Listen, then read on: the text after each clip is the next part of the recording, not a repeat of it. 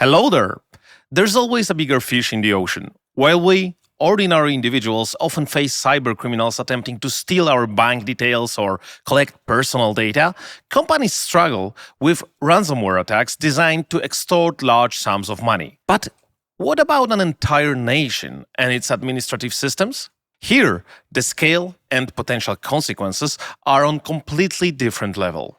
We're talking about attacks on critical infrastructure, agencies conducting sensitive investigations, or even threats to the integrity of democratic elections. When the list of victims includes political parties, embassies, the President of the United States, the FBI, the NSA, the Pentagon, or NASA, and that's only a fraction of the full picture, it begins to sound almost unreal. Welcome to the first episode of a mini-series on national cyber-criminal organizations where I'll explore the major players in the world of cybercrime. Let's go!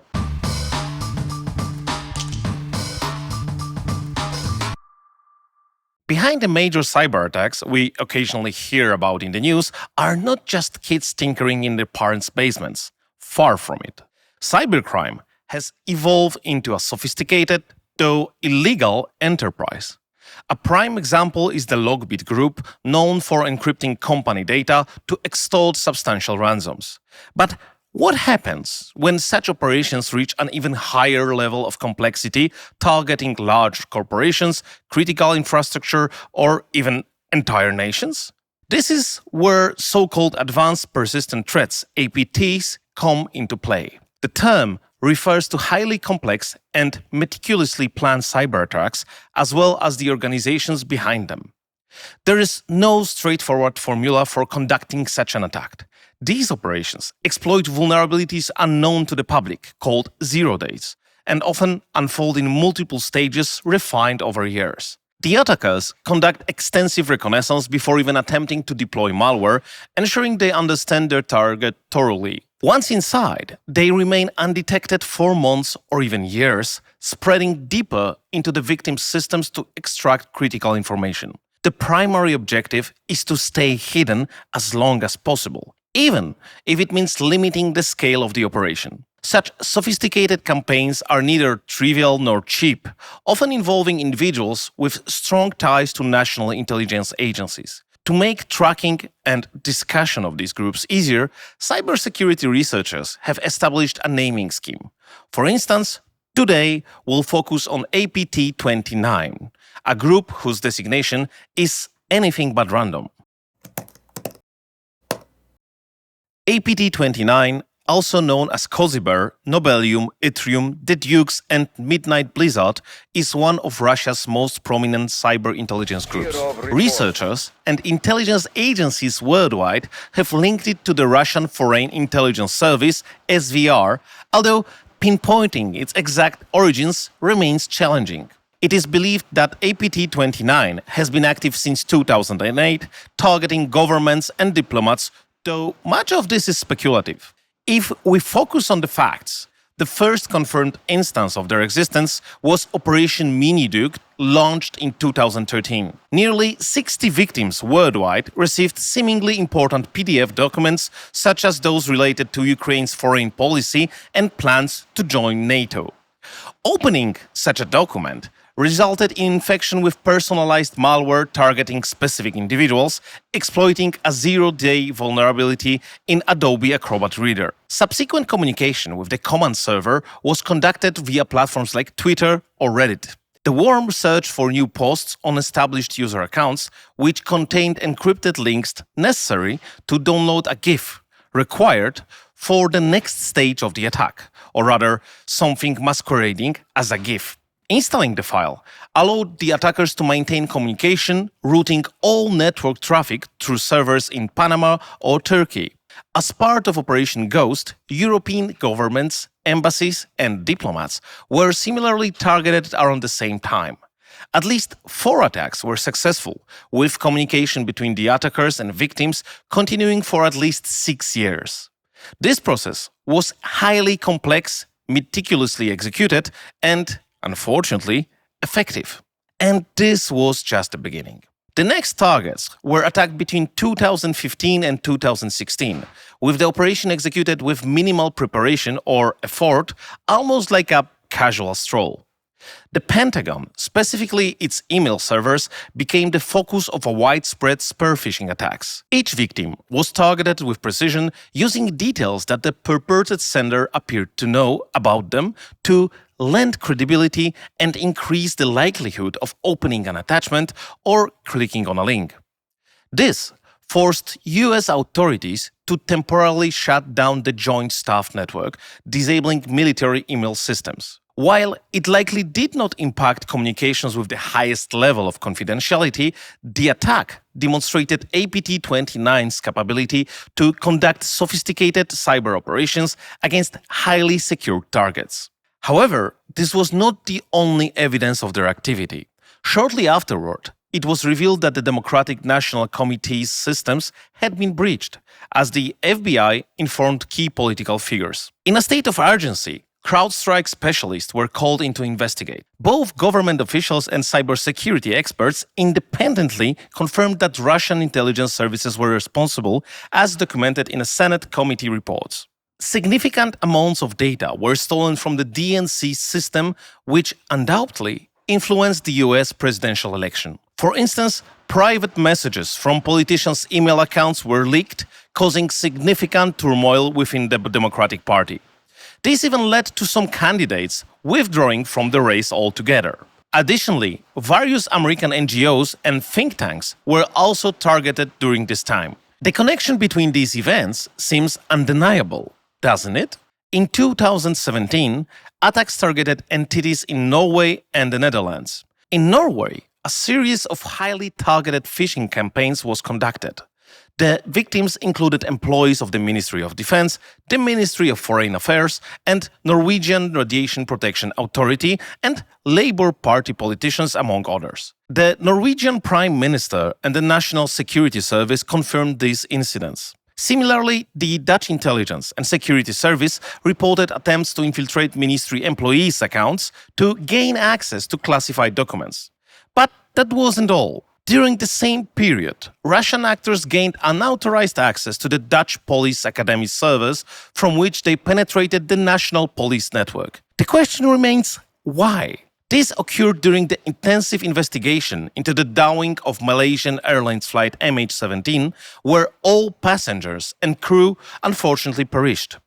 It was likely an attempt to influence the investigation's outcome, or, at the very least, to monitor its progress. The following years saw increasing boldness from attackers, as detailed in a report by the UK's National Cybersecurity Centre. In 2020, during the height of the COVID-19 pandemic, APT-29 targeted organizations involved in coronavirus vaccine research, most likely aiming to steal intellectual property.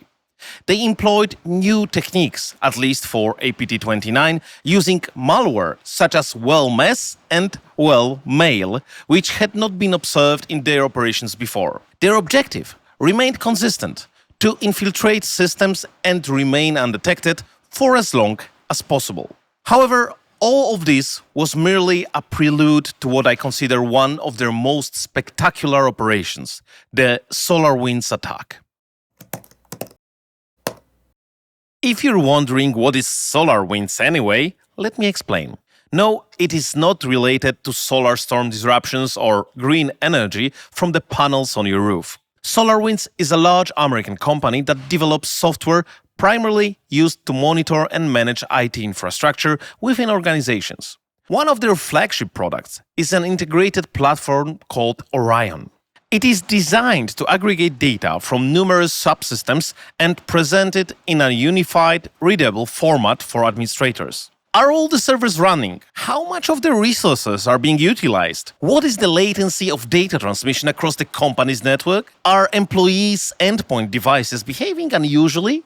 In short, Orion allows administrators to gain deep insight into their systems, making it an invaluable tool. However, nothing comes without risks. To access this extensive information, often at a very low level, Orion requires high privileges on the monitoring systems. This level of trust unfortunately proved disastrous in this case. SolarWinds customers include the vast majority of the world's wealthiest companies, along with the US government. So it's safe to assume that they take security very seriously. So what exactly happened? In early December 2020, FireEye, a provider of cybersecurity solutions, noticed suspicious activity. An employee appeared to be trying to register a new device as a token for two-factor authentication. However, the device was not on the trusted list. FireEye contacted the employee in question, who, unsurprisingly, denied installing such a process. This immediately alarmed FireEye administrators, as it indicated that an unauthorized individual was attempting to access their infrastructure. Further investigation revealed that the situation was far more serious than initially suspected. It wasn't just an attempted unauthorized access. Someone had already infiltrated their systems and had been there for some time. This revelation was particularly troubling given that FireEye's core mission is to prevent such breaches, forming the foundation of its business model. This incident gained even greater significance considering that FireEye is closely associated with Mandiant, now a part of Google and widely recognized name in cybersecurity. While the details of corporate acquisitions and name changes are beyond the scope of this discussion, they underline the seriousness of the situation. The question remains, does the shoemaker's son always go barefoot? And what did the subsequent analysis uncover? It turned out that after one of the updates to Orion, which they were using in their organization, a vulnerability was introduced into the system. They were not alone in facing this issue. It quickly became apparent that thousands of other SolarWinds customers were also affected. Among them were major organizations such as Microsoft, Intel, Cisco, Deloitte, and various branches of the US government, including the Department of Justice, the Office of the President, the Pentagon, NASA, all branches of the military, and the NSA. Since software like Orion requires very high privileges to function within the environments it monitors, the attackers automatically gained access to these elevated privileges. In short, this was a disaster, and this was only the tip of the iceberg. To make matters worse, less than a week later, the media, including the Washington Post, began reporting on the incident. Around the same time, FireEye disclosed that some of their offensive tools used internally by their red team had been stolen. These tools are typically employed during penetration testing to identify vulnerabilities that organizations need to address. In the wrong hands, however, they could cause significant harm. Fortunately, no zero-day vulnerabilities were among the stolen tools. But how exactly did this happen? Let's break it down step by step. We learned about the incident directly from the source when Sudhakar Ramakrishna, CEO of SolarWinds, appeared at the RSA conference in 2021 to share their perspective on the events. Interestingly, Sudhakar was officially announced as the new CEO just one day after FireEye revealed they had been hacked. So, if you've ever felt like you were thrown in at the deep end, rest assured that someone else has had it worse. But back to the story. When SolarWinds discovered the breach, they immediately began notifying customers to update Orion due to detected security vulnerability.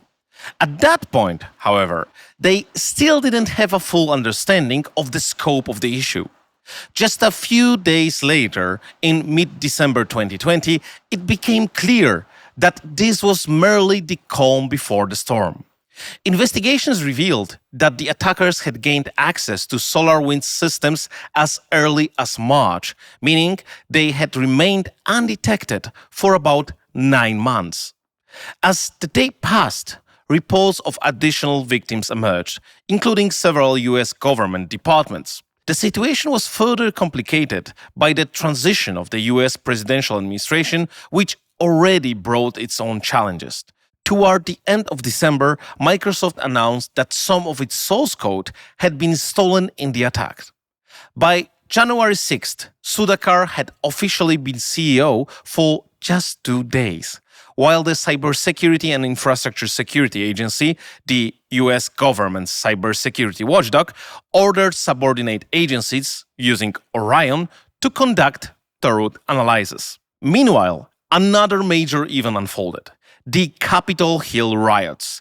It's safe to say it was an intense week. Ultimately, it was confirmed that the breach was carried out using so-called supply chain attack, targeting the software development process itself. How did the malicious code even make its way into Orion? After all, in any company, especially one as large and influential as SolarWinds, it's not like anyone can just add something to the codebase on their own, right? That's correct. And that's precisely why the method used is so fascinating. The attackers infected SolarWinds compilers to insert malicious code fragments during the final stage of building software packages. These were then distributed to customers as updates. As a result, no anomalies were visible in the repositories. The malicious code consisted of just a few thousand lines, which, in a project of this size, is like finding a needle in a haystack. No one could notice that something was wrong, which is how the malicious code successfully reached SolarWinds customers. Once deployed, the code would remain dormant for about 2 weeks, likely to avoid detection by anyone meticulously examining the new updates. After this period, the malware would activate and start reconnaissance in the environment. Then, it could potentially disable monitoring tools and security measures designed to detect malware, allowing it to remain hidden for as long as possible. At this stage, the malware established contact with the attacker's servers to report a successful infection. To avoid suspicion, the communication always used an address within the United States. Based on the data received, the attackers would decide whether the infected system was of interest. If not, the malware could simply remove itself from the system, minimizing the risk of being detected and ensuring that resources weren't wasted on insignificant targets. Because it would be foolish to face exposure like Al Capone simply for taxes. Interestingly, this very mechanism was used to remove the malware en masse from affected systems. By coordinating with network service providers, a specific address was returned in response to DNS queries, causing the worm to deactivate itself. But let's return to the core issue. For higher value targets, the attackers performed further actions manually, likely to avoid errors that might arise during automation.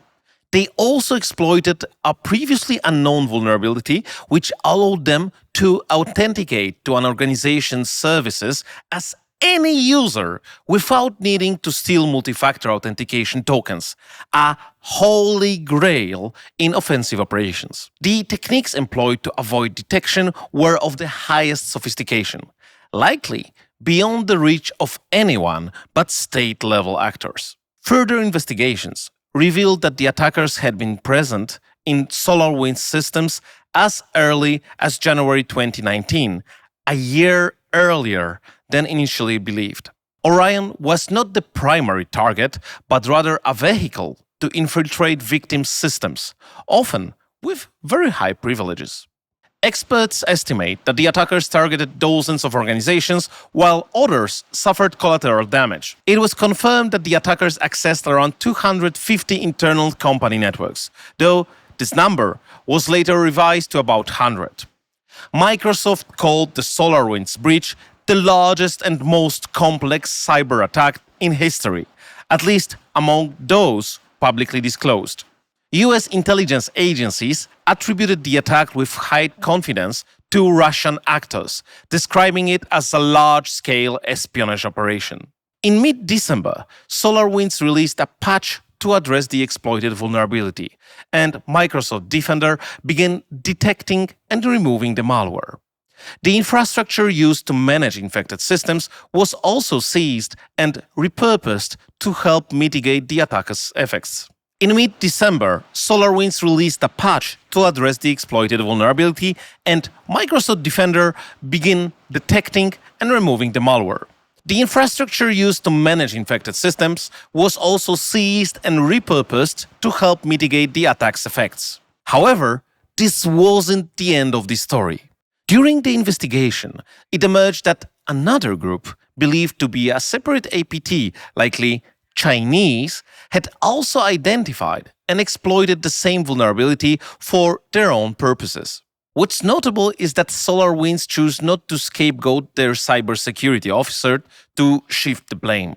However, during congressional hearing, blame was placed on an intern for allegedly leaking the password SolarWinds123, which had been stored in the plaintext in an open GitHub repository. Whether this was the initial attack vector remains unclear.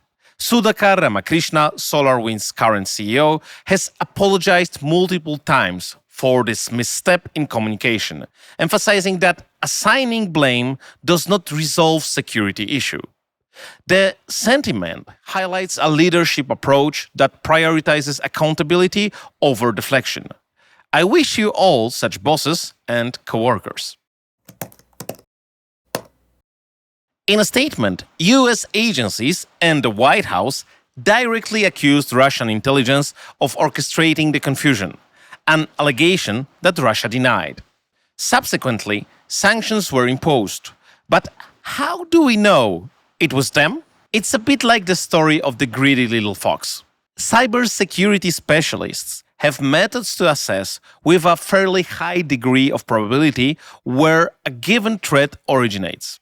These methods include analyzing who has the most to gain, where the connections lead, or simply who has the resources to launch an attack to such magnitude. Organizations capable of such operations don't emerge out of nowhere, especially if they have been active for a long time. While someone might occasionally get lucky and discover a useful vulnerability, repeated successful attacks suggest a high level of skill. Specialists also examine the timing of the attacker's activities. By monitoring their intensity over a period and overlaying this with time zones and working hours, it's sometimes possible to pinpoint the likely geographic region of the attackers, significantly narrowing down the pool of suspects. Another clue lies in the behavior observed after gaining access to a victim's internal systems. Attackers, motivated purely by profit, might launch a ransomware attack, encrypting company data and demanding a ransom. In contrast, state-sponsored attackers often pursue different goals. Finally, specialists look for similarities in techniques, tactics, and procedures, as well as in the fragments of the compiled code or software structures. Identifying these patterns can provide further evidence pointing to the source of the attack. What to do and how to live? How can you defend yourself against such sophisticated attacks? Well, it's difficult, especially if the attackers have a virtually unlimited budget. First of all, stay alert. When managing infrastructure, be vigilant, conduct regular audits, and if something seems off, keep digging until you find a satisfactory answer, whatever it might be. More seriously, if you're responsible for critical systems, incidents must be addressed immediately. For these organizations typically establish a security operations center where specialists monitor systems daily, looking for anomalies and investigating their causes. This is crucial because even if you can't prevent unauthorized access entirely, you can limit the damage and the intruder's control over your resources. You also need a plan for how to respond when a breach occurs. Vulnerabilities have always been and will always be a part of our line of work. The question is not if your security will be breached, but when. Regardless of your budget, you must be prepared to respond effectively and not bury your hand in the sand. And above all, be honest. FireEye is a good example. They acted responsibly when they discovered a leak of dangerous tools. They promptly informed the public about how to counter these tools, limiting their potential misuse by attackers. It certainly wasn't an easy decision to disclose technologies they had spent years developing, tools that gave them a real competitive edge. However, they did so for the greater good, and they deserve kudos for their actions. Finally, Don't forget the fundamentals. Implement security updates as quickly as possible. Establish well thought out security policies, especially limiting high level permissions. Even the CEO should have only the minimum privileges needed to do their job. This approach keeps everyone safer. Don't skimp on employees' training in cybersecurity and best practices. It's always a worthwhile investment. And that's all for today. I'll tell you more about the fate of APT29 soon in the next episode of this mini-series on national cybercrime groups. Let me know in the comments down below if you want more. And if you want to become a part of my community, subscribe to the newsletter. You'll find the link in the description down below. And that's all for today, folks. Thank you for your attention and see you next time.